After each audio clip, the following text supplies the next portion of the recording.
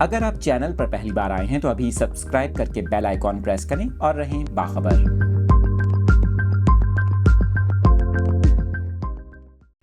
تفصیلات شیئر کر رہے ہیں آپ کے ساتھ۔ کوئٹہ سمیت بلوچستان کے مختلف علاقوں میں بارش کے باعث موسم سرد ہو گیا، شہریوں نے دوبارہ گرم ملبوسات کا استعمال شروع کر دیا۔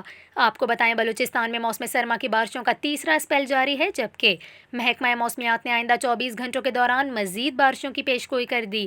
آپ کو بتائیں محکمہ موسمیات کے مطابق گزشتہ 24 گھنٹوں کے دوران کلات میں 7 ملی میٹر، بارکھان میں 5 ملی میٹر، لسبیلا اور حب میں 3 ملی میٹر، کوئٹہ اور دلبدین میں 1 ملی میٹر بارش ریکارڈ کی گئی، جبکہ خزدار اور چاغی میں بھی موسلا دھار بارش ہوئی۔ رپورٹ کے مطابق بارشوں کے باعث بلوچستان کے مختلف علاقوں میں سردی کی شدت بڑھ گئی اور محکمہ موسمیات نے آئندہ 24 گھنٹوں کے دوران مزید بارشوں کی پیشگوئی کر دی۔